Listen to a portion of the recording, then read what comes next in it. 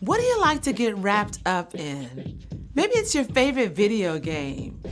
You're so lost in the game that when mom calls you for dinner, your hands are cramped up and you realize you didn't get your homework done.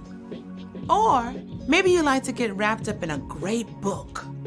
You turn page after page, and when you reach the end, it's way past lights out. So you're gonna be so tired tomorrow.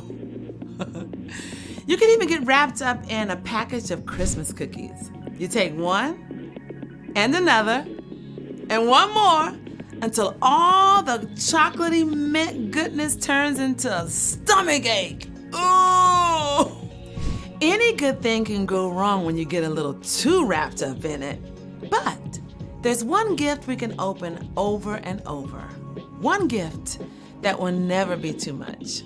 At Christmas, we realize God's greatest gift to each one of us, God's Son, Jesus. In Jesus, every wrong is made right. In Jesus, every broken thing is made whole. You just cannot get too wrapped up in celebrating Jesus' amazing love for us. When you live every day with the joy and peace that comes from following Jesus, others can see God at work in you. That's why sharing God's gift of Jesus at Christmas is an amazing way to worship God with your life. Because worship is about more than just singing loud. It's all about living loud.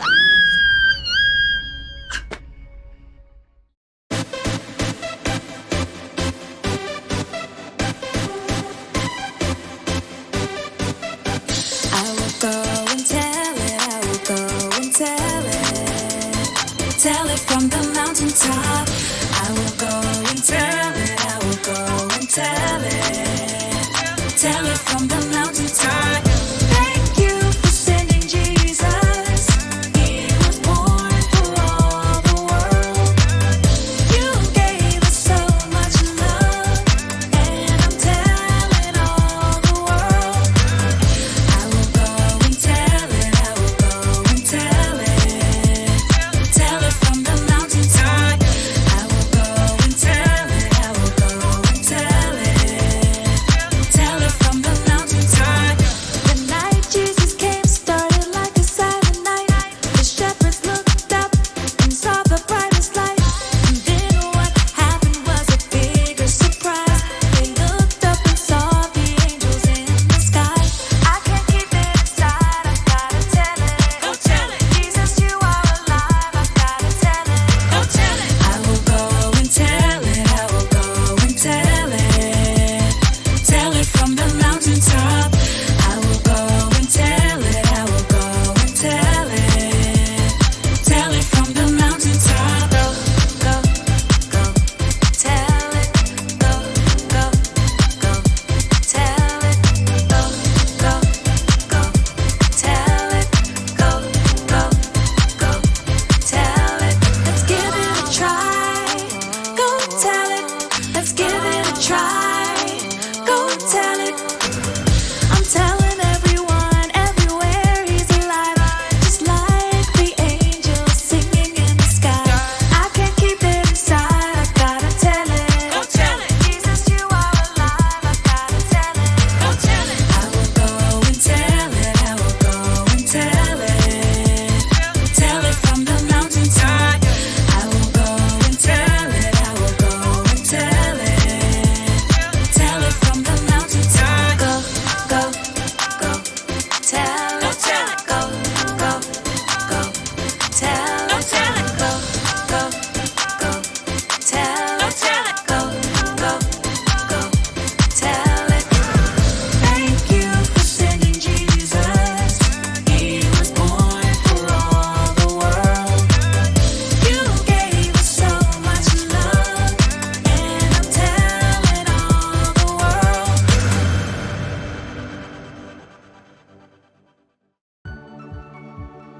Welcome to Story Lab. This week, we're celebrating Christmas, while we take a look at the story of someone who recorded a big promise for us. Oh, and also, look out for this.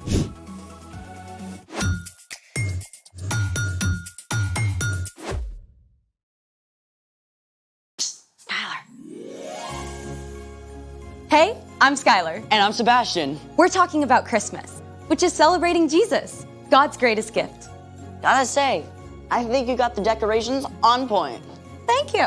We're only missing one thing. A partridge in a pear tree? I can go get one. We need snow. Yeah, but it's 53 degrees and sunny. I thought about that. We're gonna make our own snow. What do we need? The internet says that there are a lot of ways to do that. I say we should make our own recipe, then we can have a showdown. Or a snowdown. I see what you did there. I'm ready. Let's make it! For our first DIY snow, you just need 2 ingredients, cornstarch and lotion. Step 1, dump all the cornstarch in the bowl.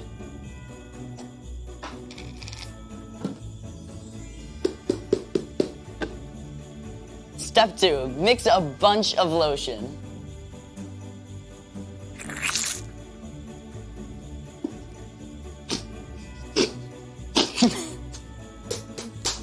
I think we got everything.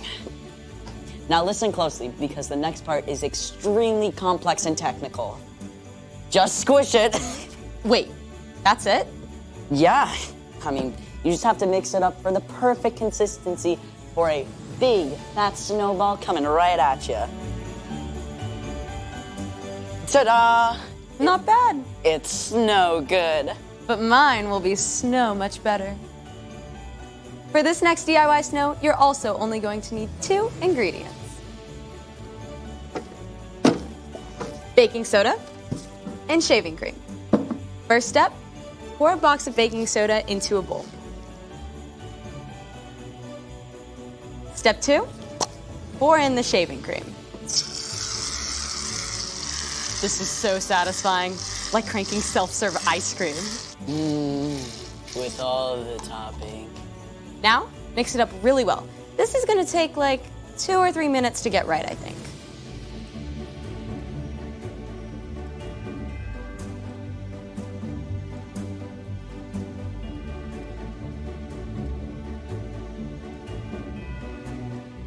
Now this is superior snowball snow right here. Superior to what? I think that's obvious. There's only one way to decide. Cornstarch and lotion up first. Ready? Sure. Let it go, let it go. Can't. That's so 2013. Were you even born in 2013? Yes. Here goes. It moves. That's right. 3, 2, 1. Ooh, let's see that again.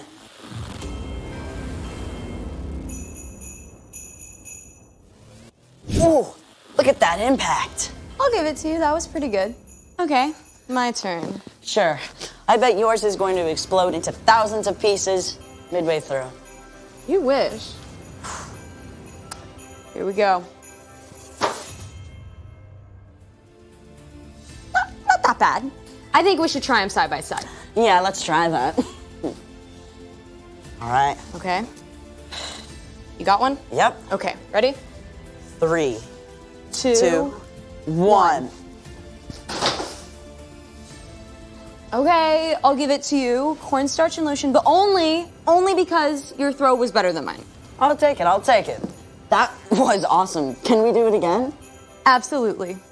But first, let's get ready for The story before the story. Today, we're in the 23rd book of the Old Testament, Isaiah. In the beginning, out of love, God made an amazing world. But when people turned away from God, the world was broken. God made a plan to bless the whole world through Abraham's family, the Israelites. But over and over, God's people would run to God and then pull away, just like a yo-yo. After King David's son Solomon, the kingdom of Israel was split into 2 nations. During this time, God spoke through prophets to encourage them to turn their hearts back to God and to tell them about the rescuer God would send. One of these prophets was a man named Isaiah, which is where our story starts. Take it away. Hey, everybody! Hey, Erica. Isaiah lived more than 700 years before Jesus. And get this, his name means the Lord saves us. Think about that. Even Isaiah's name pointed to God's plan to save the Israelites and the whole world. Isaiah was a prophet, someone who listens to God and then shares truth from God with other people. Often this is a message about events that will take place in the future. Then I heard the voice of the Lord. He said, "Who will I send? Who will go for us?" I said, "Here I am. Send me." Isaiah lived in Jerusalem. Though Jerusalem was still free, the northern part of Israel had been conquered by the Assyrians. With enemies closing in, Isaiah knew it was only a matter of time until the rest of the Jewish people were taken captive too. Isaiah served as an advisor to the king, but many of the messages that he shared also spoke about a time far into the future, a time when God would send someone to rescue God's people forever. The people who are living in darkness will see a great light. They are now living in a very dark land, but a light will shine on them. That light Isaiah was writing about wasn't an actual light. It was a person, a savior, and that savior was going to come in the most unusual, unexpected way. A child will be born to us. A son will be given to us. He will rule over us, and he will be called Wonderful Advisor and Mighty God. He will also be called Father who lives forever and Prince who brings peace. Isaiah wrote that a savior would come as a baby. Now, remember, this is over 700 years before Jesus was born. Let's take a look at what Isaiah said would be true of the savior God would send. Spoiler alert, we know the savior or rescuer is Jesus. Wonderful advisor. It's true, right? When we aren't sure what to do, Jesus directs and guides us. He knows exactly what we need. Even when we face the most difficult challenges, we can always trust him to lead us in the right direction. Now consider Mighty God. Jesus is stronger and more powerful than any earthly king. Just think of the amazing things that Jesus did. He made people who were blind see and healed people of all kinds of sickness. He turned one small lunch of bread and fish into a feast for thousands of people. And when he spoke to a storm, it listened and stopped right away. Father who lives forever. Jesus will live and reign forever. He was with God in the beginning, and he'll never leave us. Like a good father, he provides everything that we need. He always wants to spend time with us and delights in us, even before we do anything for him. Prince who brings peace. When people turned from God, the world was broken. When Jesus laid down his life for us and rose again, he made peace between people and God. When we believe in Jesus and follow him, our relationship with God is restored. We can have life forever with God. In the end, Jesus will bring an end to all conflict and all wars, and in Jesus, everything that is broken will be made whole. These are amazing promises! But Isaiah wasn't finished with his picture of the rescuer God was going to send. There will be no limit to how great his authority is. The peace he brings will never end. He will rule on David's throne and over his kingdom. He will make the kingdom strong and secure. His rule will be based on what is fair and right. It will last forever. The Lord's great love will make sure that happens. He rules over all.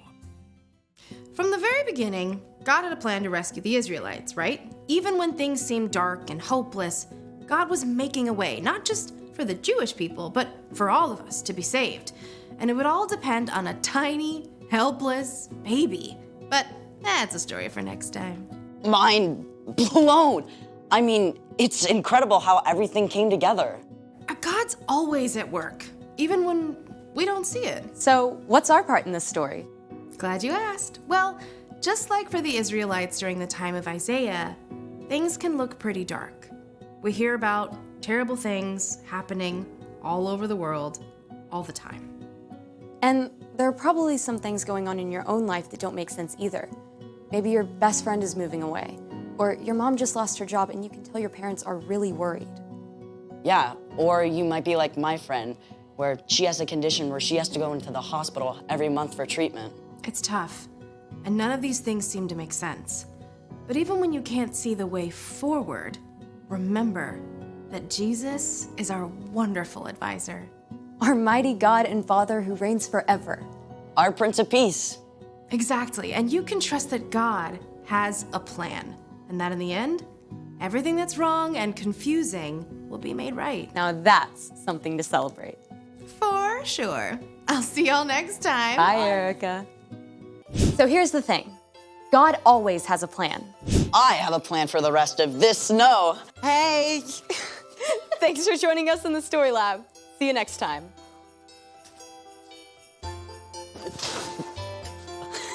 All right. Good shot. Good shot.